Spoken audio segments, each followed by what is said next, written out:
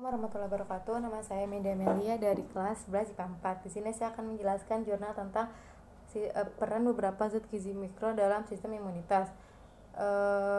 Karya Siswanto, Budi Setiawati, dan Fitra Ernawati. Peneliti Pusat Teknologi Terapan Kesehatan dan Epidemiologi Klinik Badan Litbang Kesehatan dan Pusat Teknologi Interferensi Masyarakat Badan Litbang Kesehatan. Pendahuluan. Zat gizi mikro adalah vitamin dan mineral. Vitamin adalah zat esensial yang diperlukan untuk membantu kelancaran penyerapan zat gizi dan proses metabolisme tubuh. Begitu pula dengan mineral. Peranan vitamin dan mineral sebagai antioksidan mampu memperkuat sistem daya tahan tubuh manusia atau sistem imun. Tulisan ini bertujuan untuk menganalisis peran beberapa zat gizi mikro terhadap sistem imun melalui review pada beberapa buku teks dan hasil penelitian dalam dan luar negeri. Nah, zat gizi mikro diantaranya itu ada vitamin A, vitamin E, vitamin C, selenium, zinc, dan besi. Metode tulisan ini merupakan review dari berbagai perpustakaan dalam dan luar negeri dari mulai tahun 1984 hingga 2007. Literatur yang digunakan berupa artikel dalam jurnal dan buku teks yang dapat memberi wawasan lebih dalam pada buku ini. Tulisan ini, zat gizi mikro.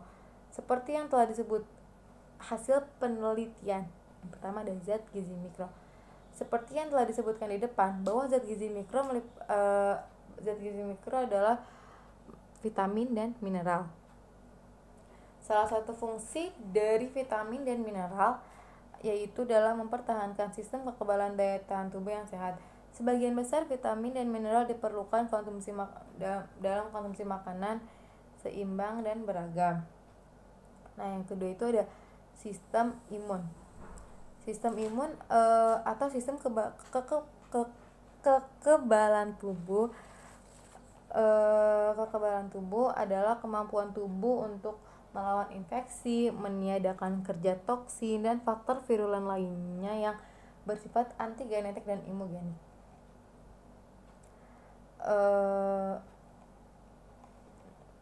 Berbicara daya tahan tubuh, kita sering mendengar kata imunogen. Nah, imunogen adalah yaitu senyawa yang dapat merangsang pembentukan antibodi spesifik yang bersifat protektif dan peningkatan kekebalan seluler.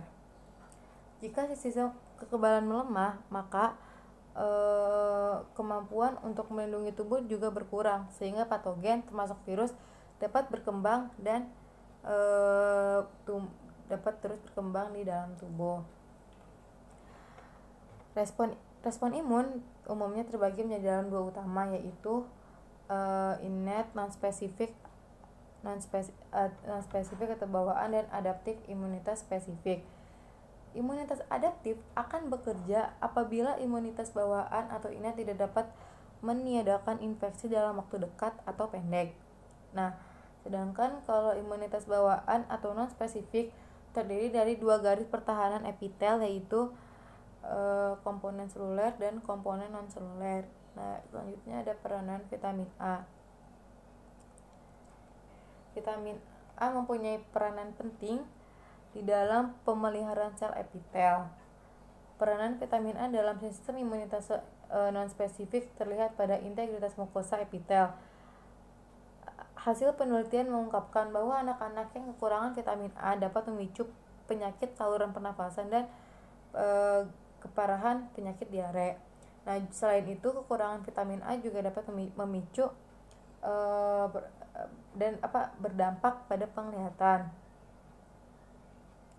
Vitamin A juga mempunyai peranan dalam imunitas seluler, di mana dalam bekerja imunitas seluler melibatkan sel darah putih, baik mononuklear ataupun polinuklear, dan serta sel natural killer atau sel NK. Sel-sel ini berperan sebagai sel yang menangkap antigen, mengolah, dan selanjutnya memacu produksi sitokin dan pada akhirnya meningkatkan produksi sel B dan antibodi. Selanjutnya ada peranan vitamin E. Vitamin E atau tocopherol, vitamin A merupakan vitamin larut lemak. Vitamin ini banyak terdapat dalam membran eritrosit dan lipoprotein plasma. Peranan vitamin E sebagai antioksidan yang melindungi membran sel secara langsung juga menjaga metabolisme membran.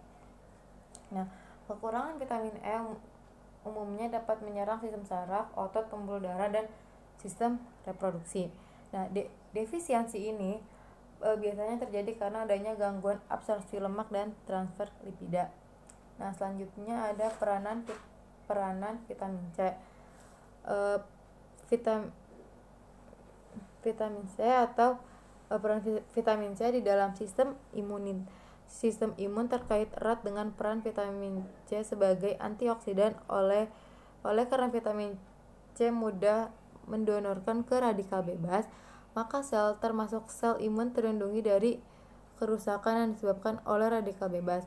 Winarsi 2007 melaporkan bahwa vitamin C meningkatkan fungsi imun dengan menstimulasi produksi interferon.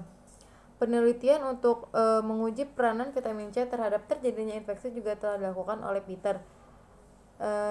Pada penelitian tersebut menunjukkan bahwa pemberian vitamin C dengan dosis 600 mg per hari dapat menurunkan infeksi. Sementara itu, hasil penelitian lain menyatakan bahwa mengkonsumsi vitamin C dengan dosis 500 sampai 1000 mg per hari dapat memberikan efek antioksidan yang optimal. Kekurangan vitamin C dapat menimbulkan tanda-tanda klinis seperti pendarahan dan bengkak di gusi, rasa nyeri pada kesehatan akibat konsentrasi vitamin C sangat rendah. Selanjutnya ada peranan selenium. Selenium adalah mineral kelumit yang penting untuk sintesis protein. Aktivitas enzim glutathione peroksidasi. Selenium berperan dalam memicu peroksidasi menjadi ikatan yang tidak reaktif sehingga tidak merusak asam lemak tidak jenuh juga banyak terdapat dalam membran, membantu mempertahankan integritas membran dan melindungi DNA dari kerusakan. Nah, selanjutnya ada peranan zinc dalam sistem imun. Zinc juga berperan dalam fungsi imunitas, antara lain di dalam fungsi sel T dan dalam pembentukan antibodi oleh sel B serta pertahanan non-spesifik. Penurunan zinc juga terlihat mempengaruhi kemampuan sel NK untuk membunuh antigen. Kekurangan zinc juga berimplikasi pada penurunan indera periosa, melambatnya penyembuhan luka, gangguan pertumbuhan, menurunnya kematangan seksual, dan gangguan homeostasis. Sedangkan pada anak-anak, kekurangan zinc menyebabkan gangguan pertumbuhan dan pembentukan IgG. Nah, yang terakhir ada peranan besi dalam sistem imun. Peranan zat besi berhubungan dengan kemampuannya dalam reaksi dan oksidasi dan reduksi. Sebagian besar zat besi berada dalam hemoglobin. Di dalam darah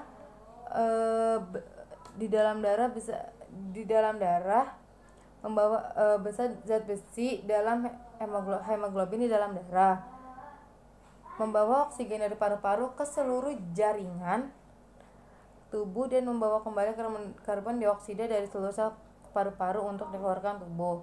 Nah, kekurangan besi akan berdampak pada reaksi imunitas berupa aktivitas neutrofil yang menurun dan sebagai konsekuensinya kemampuan untuk membunuh bakteri intraseluler secara nyata menjadi terganggu.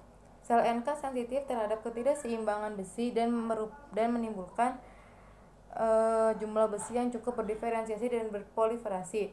Jika tubuh kekurangan besi, kemampuan sel NK untuk membunuh bakteri menjadi rendah. Makasih. Sekian persembahan dari saya.